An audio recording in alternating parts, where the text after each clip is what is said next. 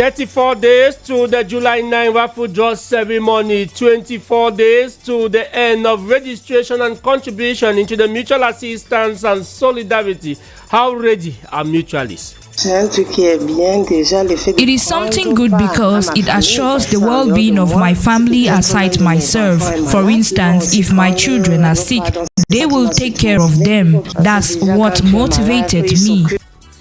And still to come in this edition of our 2 p.m. newscast, in our human interest page, we talk about the alleged killer of Helen Prudence Ambomo, killed on the 30th of May 2023. They have been apprehended by the police. What sanction awaits them? Get the reaction of a legal mind in this edition of our 2 p.m. newscast. And in sports, when Evans William Jobati join us with our Monday Sport 5, we are going to be talking cycling, football, especially with the Cup of Cameroon. Stay tuned for this and more. Good afternoon once again. My name is ABEL Bela Samari. We open our newscast to talk about the mutual assistance and solidarity MASO. MASO, the special page in the news.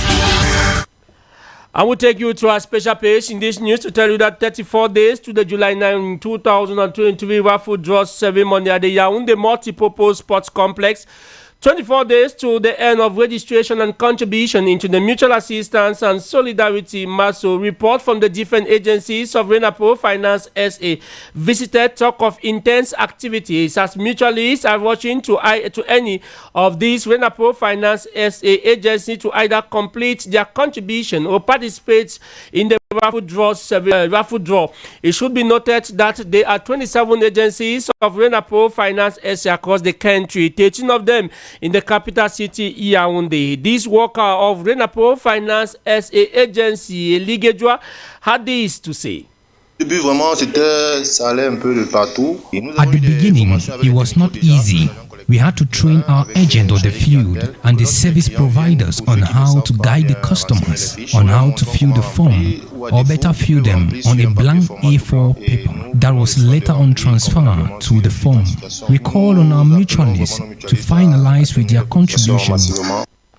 This other worker of Renapo Finance SA, Ligedjoa, explained the different methods they have adopted to remind the mutualists that it is remaining 24 days to the end of registration and contribution into the mutual assistance and solidarity MASO. They love when we remind them to complete their contribution. I have roughly 12 mutualists, with some who have rounded up with their contribution and others still to complete. We at times give the form to our agents who deploy themselves to their location to give them, and so doing, it motivates them the more. We equally caught up with these mutualists who had this to say as far as preparation towards the 2023 raffle draw ceremony that will take place on July the 9th, 2023, MASO Act 3. It is something good because it assures the well-being of my family aside myself. For instance, if my children are sick, they will take care of them. That's what motivated me. I'm encouraging others to get registered and join me. Voice overdone for us by Era Tuzunduye and Finwe Crispin. We still talk about the mutual assistance and solidarity MASO to tell you that tomorrow, June the 6th, 2023 is the deadline for mutualists willing to benefit from financial assistance of 10 million francs CFA, 20 million and even 50 million francs CFA to deposit all the document required, especially their project logbook. After this step will come the grandiose MASO raffle draw ceremony slated for July the 9, 2023 at the Yaoundé Multipurpose Sports Complex. That event starts at from 2 p.m. But what are the general dispositions that can permit a mutualist to benefit from this financial assistance? That is the question I put to you, Finwe Crispin. The MASO Gold financial assistance is primarily destined to agro-pastoral activities and the commercialization of agro-pastoral products. Yet the benefiting mutualist has to imperatively make a deposit of 35%, representing the value of the offer from his personal contribution. During the procedure for the obtention of his or her identification form, that is the pre-identification phase, the potential beneficiary will have to indicate the identity of a person to contact in order to come in possession with the set offer. Once the raffle draw ceremony has been carried out, the beneficiary will have to take all necessary measures in order to finalize the procedures related to the obtention of his or her offer, that is latest 45 days after the raffle draw ceremony. Failure to do so, the offer will be cancelled. Moreover, the beneficiary will be eligible to come in possession with the prize won if only an agreement and a contract is signed between both parties, that is the mutualist and Renapro Finance SA. It is also worth noting that the price or offer of the beneficiary cannot be replaced nor changed, no matter the reasons brought up. Maso, that was the special page in the news.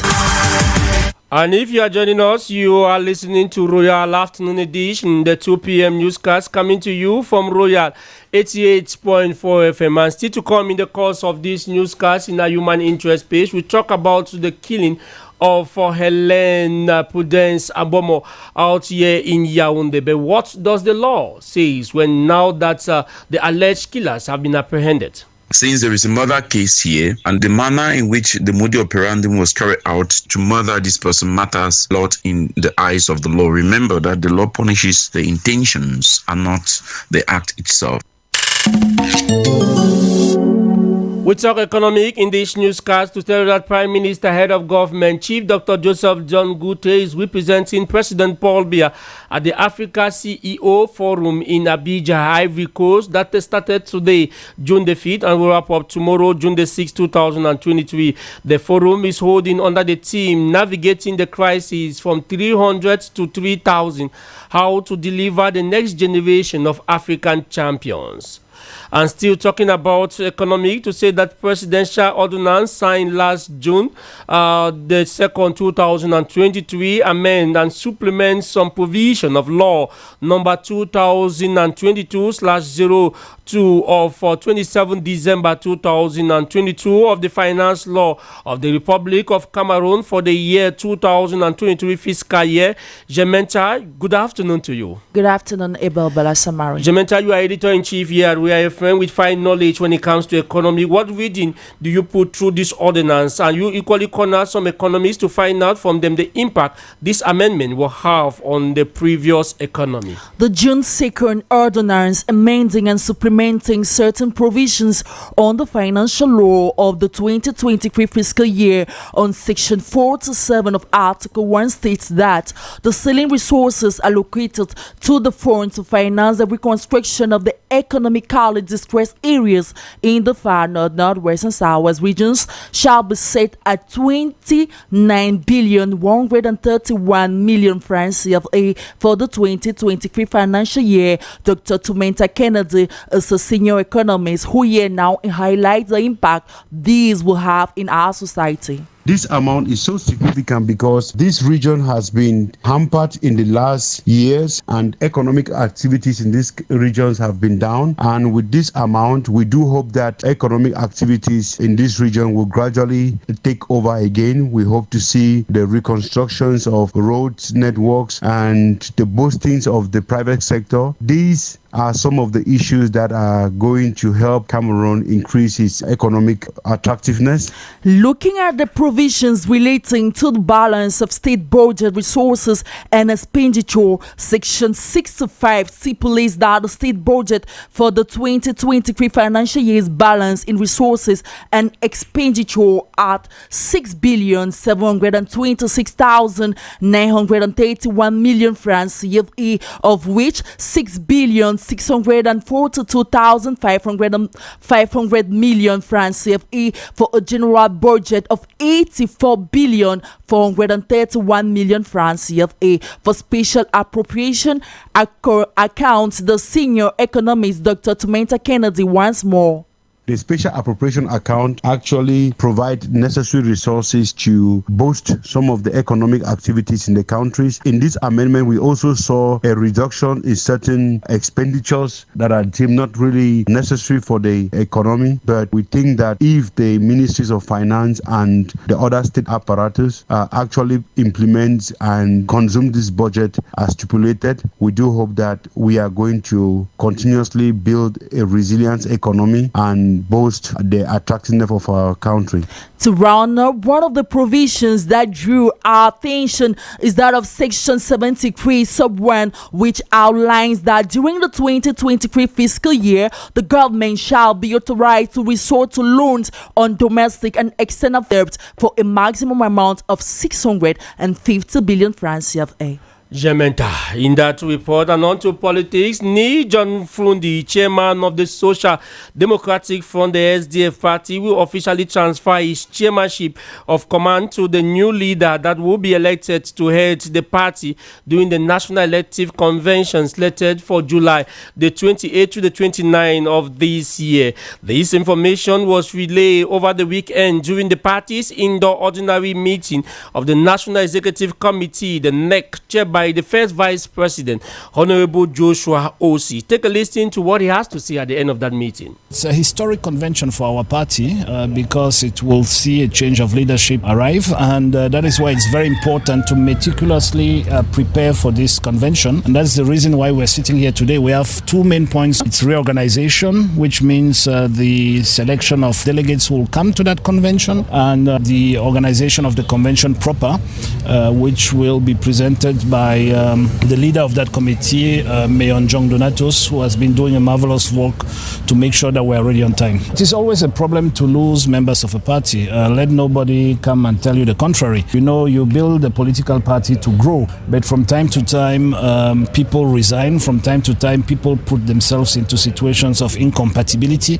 And from time to time, unfortunately, we even have cases of death or of ill health and so on. So that happens. What is important when you're in the party is to continue building, giving hope to the Cameroonian people. It's a tiny minority of NEC members decided to go against the party and to take the party to court, the national chairman and the secretary general of the party to court. Our party constitution is very clear.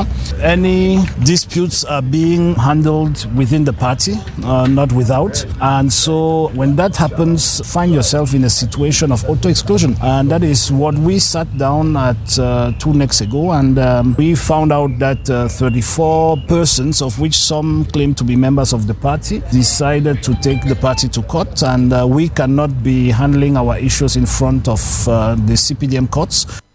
Honorable Joshua Osi speaking there to Oneratu Sunduye.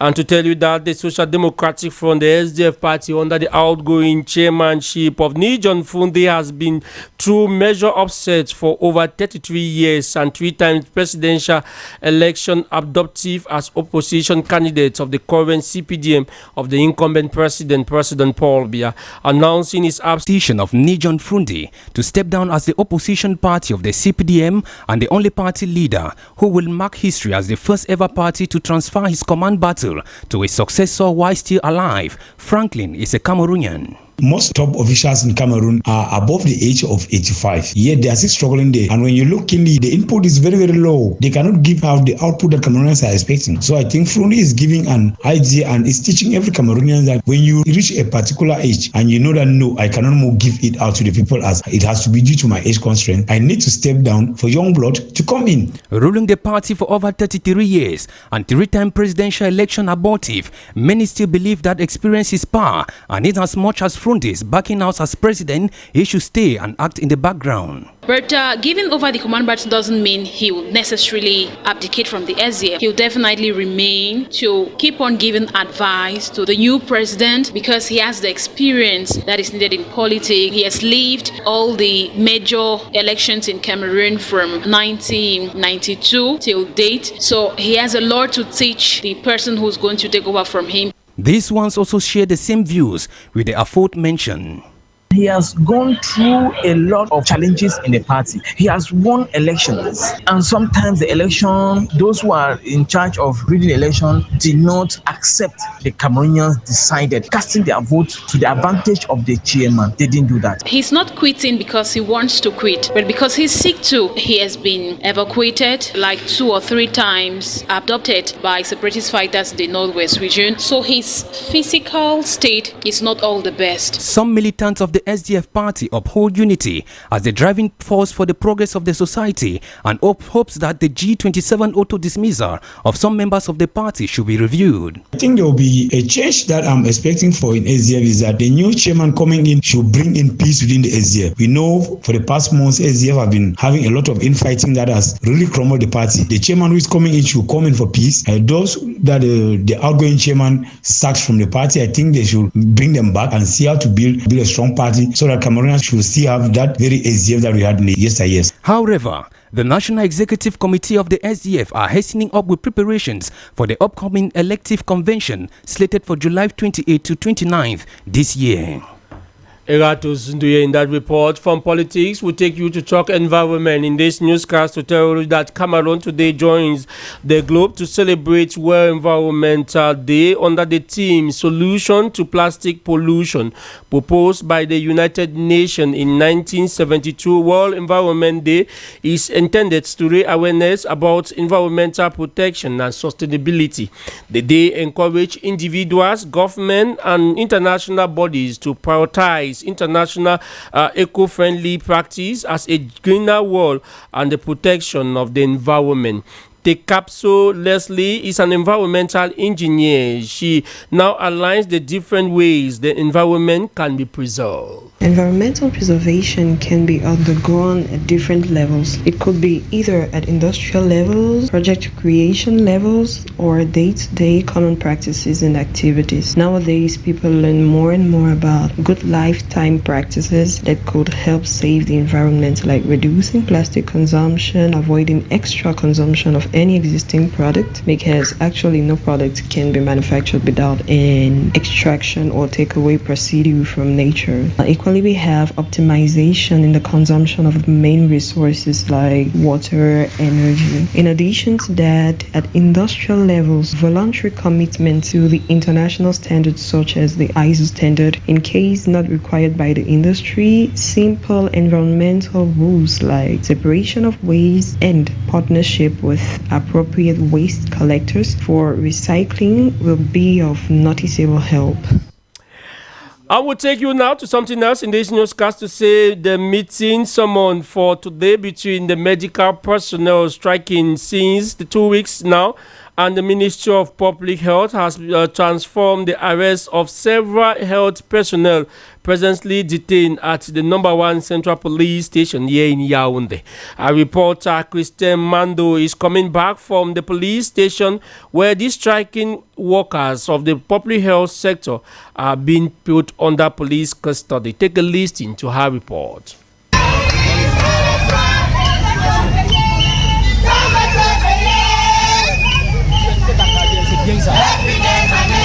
It is in this ambience that we met medical personnel striking in front of the Central Police Station here in Yaoundé. This is where their colleagues arrested early this morning at the Ministry of Public Health are being detained. According to official sources, these medical personnel were arrested under the order of the Mfundi Divisional Officer Emmanuel Dicten to put pressure on the authorities of their colleagues. For their colleagues to be freed, they sang different songs when the commissioner of this police station were arriving.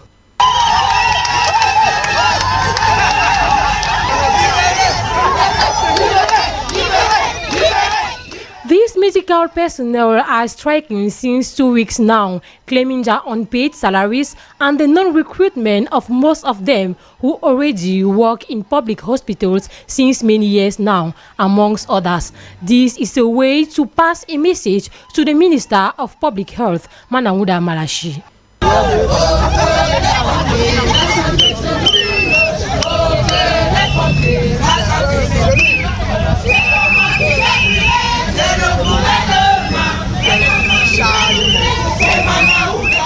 worth mentioning that some medical trade unionists revealed their unawareness of this meeting summoned by the Ministry of Public Health.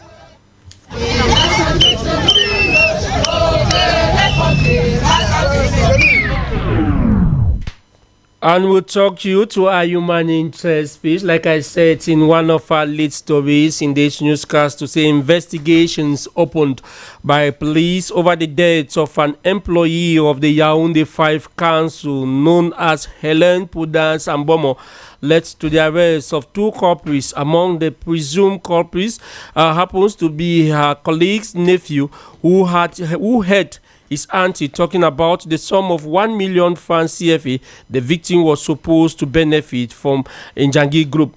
The young man, hearing this amount, took along his accomplice to Helen's house where he tied her hands and legs, placed her on the bed before setting fire on her.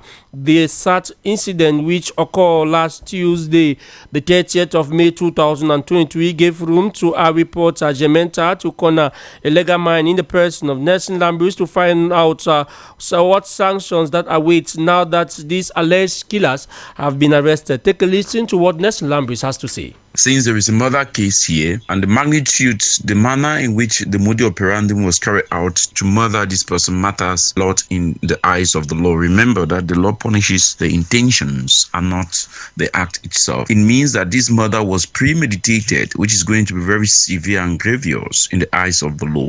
These people are going to be sued for murder, which is classified under the Criminal Code of Cameroon as a felony. And if they are proven beyond reasonable doubt of actually committing that act, and then the discretion of the judge, the jurisprudence, and the laws of this country can make them to spend even the rest of their life in prison. Remember, the penalty is still provided in the Cameroon Penal Code, even though the human right actually prevents that, but it is still in force in Cameroon. Like I said earlier, the intention of this murderer is going to be taken with seriousness because it was premeditated murder. There is a law in this country that actually punishes felony. If you read the Cameroon Penal Code, Article 25 sub 1 sub A actually punishes crimes of this magnitude classified as felony. So if they are proven beyond reasonable doubt, they stand a chance of spending about 10 years or the rest of their life in prison because of what they did. Premeditated murder with this type of a sarcastic attitude towards the deceased. We'll take you out of the country. First up in Senegal, where the Red Cross in Senegal says almost 360 people were injured in violence that broke out on Thursday after the opposition leader Ousmane Sonko was sentenced to 2 years in prison. At least 16 people are known to have died in the clashes between demonstrators and security forces in the capital, Dakar, and Mr. Sonko's home city of Singukwo. Supporters of Mr. Sonko says his conviction on charges of corrupting a young woman are politically motivated. They have condemned what they call the murderous repression of the security forces. On Sunday, the situation appeared calm. The government has restricted access to mobile internet to stop what it calls subversive messages from being shared. We still stay out of the country. Still in West Africa, voters in West African countries the keenly contested vote with none of the 22 political parties expected to win absolute majority in the poll. The African Party for the Independence of Guinea and Cape Verde has traditionally been the leading party, but is now in opposition despite having the biggest number of seats. The largest party or coalition in parliament appoints the government under the current constitution. Still, the president has the power to dismiss it in certain circumstances, a situation that has led to political dreadlock in the past. We still stay out of the country, this time to East Africa, precisely in Sudan. Say that the deputy head of Sudan ruling council, Malik Aga, has welcomed negotiation for a further ceasefire, but says no trust can hold until all forces are withdrawn from the capital. there has been an alarming escalation of violence in Khartoum and in the western Darfur region since the negotiation in Saudi Arabia broke down last week. Both the army and the evaluating the trust, but negotiator Evans William Jobati, who is here with us on the Spotify. Good afternoon to you, Evans. Good afternoon, ABEL BELA SAMARI. Straight away, we begin with the 19th edition of the International Cycling Tour of Cameroon, which has already recorded its first hour in Garoua. Over the weekend, the Algerian rider Hamza Yassin marked his name on the yellow jersey after he recorded a total of 2 hours, 33 minutes, 43 seconds on the 96 kilometers Fegil-Garoua road and the 99.2 kilometer Garoua road. After the completion of the first 2 laps in the North region, we got some reactions from the governor of the North region, Jean Abate Edi, who could not hold his joy as he spoke in the interview recorded over state media. I'm very, very satisfied to know what we are done here in Garoua. Garoua is very pleased to receive all of the guests, and I appreciate. Congratulations for Algeria, but we have 6 laps again, and I hope that Cameroon will win. We equally got the reaction of one of the riders from the global cycling team from Netherlands who sustained an injury after the first lap as from Fegil to Garoua. Let's listen to him. I'm Jelle Tweem. I'm riding today for a global cycling team from the Netherlands, and I fell yesterday. So for the roundabout, some rider in front of me touched the wheels. Someone fell before me, and I just fell over him. I have a broken collarbone, so I can't race today. So we continue the race. So hope they can ride a good result today. I wish them the luck, and just keep riding at full gas, and we'll see what comes out of it. First time. I'm not finished here, so I will come back. The International Cycling Tour of Cameroon will resume this Tuesday, June 6th, when the 3rd lap runs from Bouma to Kribi. And also to still talk about sport, but this time to Savat boxing, where the preparation have intensified at the Savat, the FECA Savat, ahead of their different competition in the days ahead. Evans. The FECA Savat, under its president Cyril Mandeng Bakardal, presided a meeting yesterday at its headquarters in Van Tropicana to have talks on the upcoming national championship as from June 24 and 25, as well as the preparations for the African Championship next July in Yaoundé this year. The session saw the presence of the representative of the Savat focal point, MINSEP, in the name of Benoit Bandit. Our newsroom caught up with an official of the FECA Savat who gives us a general overview of the meeting in this interview. I'm Harriet Gontep, the National Official Director. So according to the fact that we have the fire on our battlefield of the different championships that we are going to have, we all know that our president is very focused on the realization of this event. So we all know that everything will be all right, and everybody is standing to help him realize this opportunity that we are going to have in our country. We have already have the confirmation of 10 countries that are going to be present during this African Championship. So we are now all standing to welcome all those countries and to let our events be known everywhere. Now, let's talk about the Cup of Cameroon. The 32 finals were played over the weekend, and 16 teams have qualified for the next round. What are those teams? Yes, about the round of 16 of the Cameroon Cup were played over stadia in the country, with notably the West Derby between Baboutus and Stade of Banjul, ending up in a 1-2 victory in favor of Stade of Banjul. Also, the regional club Hilltop Strikers of Bamendankwe created the surprise while advancing to the next level of this competition. Joining Hilltop Strikers and Stade of Banjul are Dynamo FC of Douala, Stade of Betwa, PWG of Bamenda, Colombe of Jan and Lobo, CFF Les Champions of Garoua, Edinsport of Laleke, Fovu Club of Baham, AS FAP of Yaoundé, Stade Rena of Melong, Victoria United, Canon Sportif of Yaoundé, Avion Academy of Okam, Union Sportif of Douala, and we see await for the next fixtures of this round. Now, just confirm to us that the under-23 Lions are already begin their campaign in Bankomo. Yes, Abel, the team began intense training sessions some days back at the CAF Excellence Center in Bankomo ahead of the La Francophonie Games, which will begin as from July 28 to August 6 this year in Kinshasa, DR Congo. Thank you so very much for our Monday Sport Fire. As you unseat yourself, let's welcome Flora Nguayam, who is here with a summary of this newscast in the French language. Good afternoon to you, Flora. Good afternoon, Abel. Masso Acte 3, plus que 34 jours avant la tenue de cet événement prévu le 9 juillet prochain au Palais Polyvalent des Sports de Yaoundé. Et pour les mutualistes sollicitant les financements de 10, 20 et 50 millions de francs CFA, la date limite de dépôt des plans de développement ou d'études de faisabilité a lieu demain 6 juin 2023. Mais pour l'heure, les souscriptions se poursuivent dans les différentes agences Rénaprove Finance SA. Ce 5 juin 2023 marque la journée mondiale de combattre la pollution plastique. À l'étranger Sénégal, le ministre de la Communication suspend Internet.